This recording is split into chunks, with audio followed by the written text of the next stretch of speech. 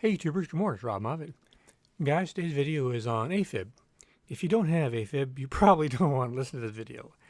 It's basically for people who are new to AFib and have been going to their doctor, and basically when you go to the doctor, they have 4 different things you can do for AFib.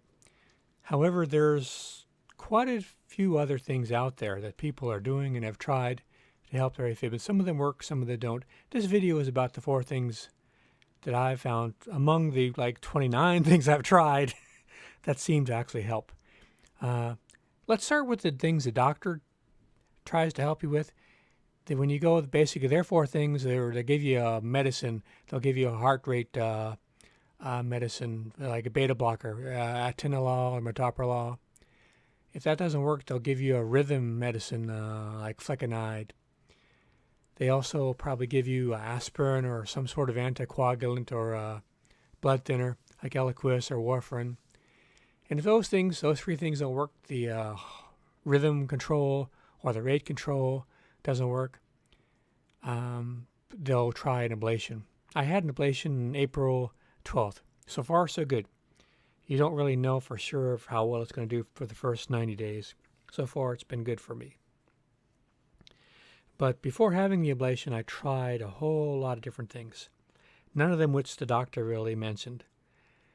Of those, 30 things, 29 things, I think 4 of them probably helped me the most.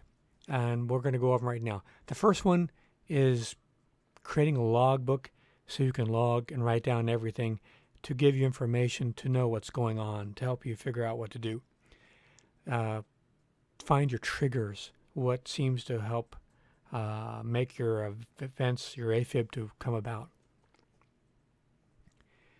You want something that you can record your the drugs you're taking, the diet, the things you're eating, what events are happening, what's occurring in your life when they happen. What were you doing when the AFib started? What were you doing when it stopped? How long did it go on for?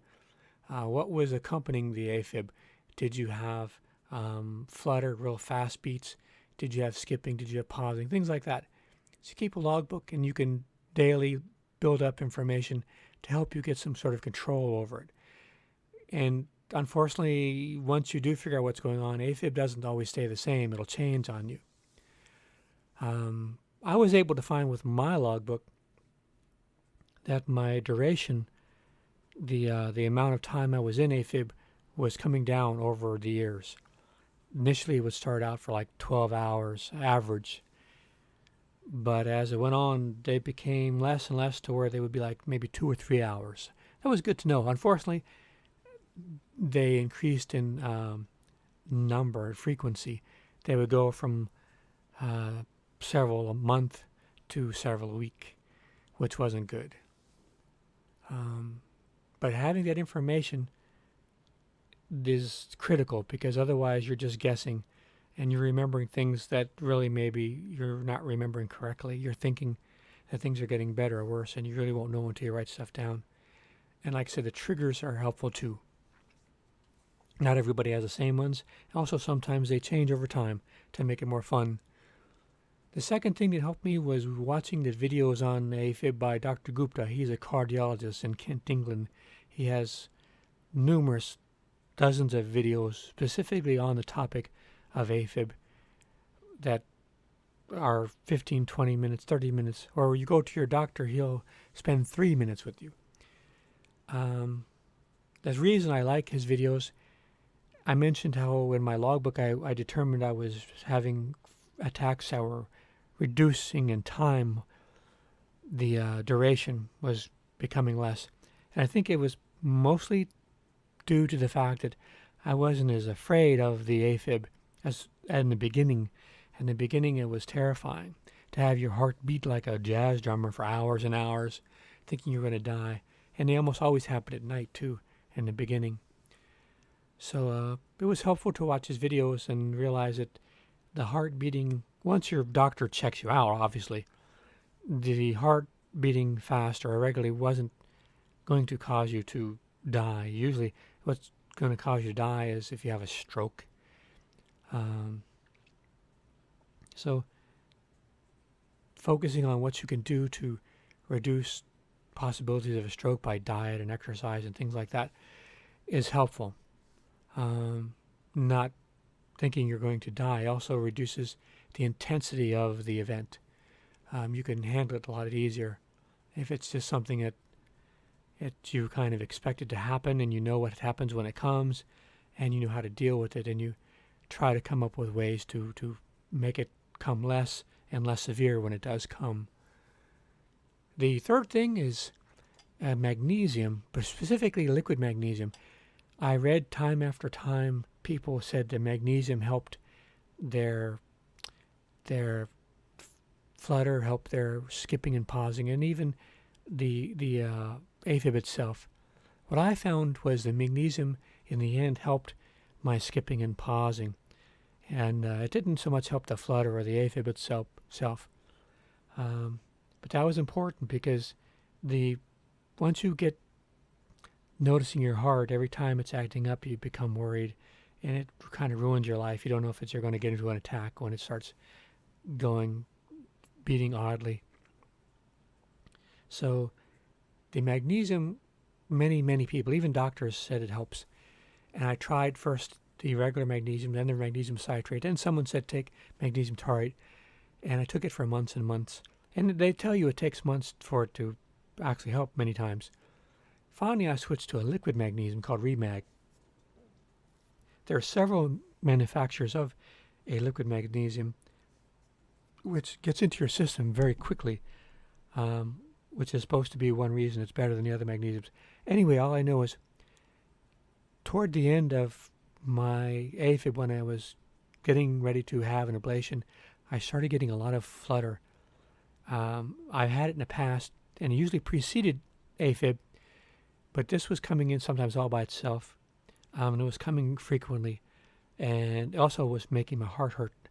I started taking the liquid. Actually, I started taking the vitamin B12 for that. That was the fourth thing.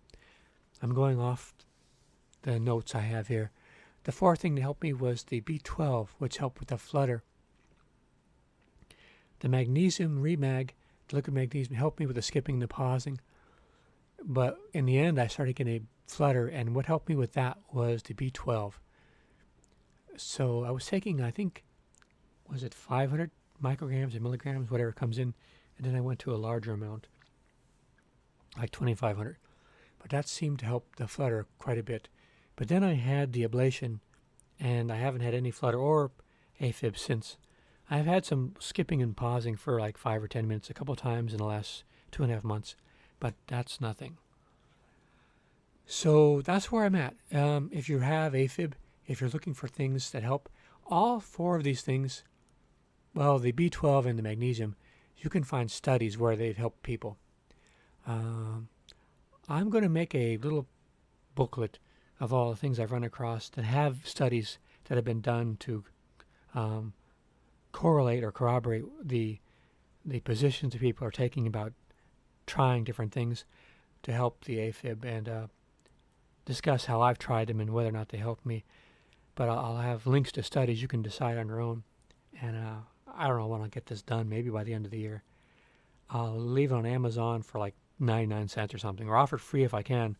So if anybody wants to read it, just make sure you're a subscriber to the video, and when it becomes available, I'll make a video about it, and you can get it for free, or 99 cents, whatever it takes to get it out there. I think it's important to let people know about alternatives that are out there besides the regular 4 items that the cardiologists have. They don't really give you much hope when you go to the cardiologist. They, in fact, since they don't really consider AFib as serious as other heart diseases, they don't really spend much time on it or really talk much about it. I found out I have to find out my information myself on the internet and through the videos of Dr. Gupta and some of the forums. And make sure you keep a logbook of all your daily events, of what you eat, what's happening when the AFib starts, what happens when it stops, what you're doing during the day, if you're having a good day, a bad day, you're exercising, you're being lazy bones, whatever, what you're eating, So you can correlate things in your life maybe with your events. So hope this helps, guys. I put on new stuff every week. Come back and watch more. And don't forget to subscribe. And if I do make the booklet, I'll put it out there for free if I can. All right, guys. Take care. See you out there.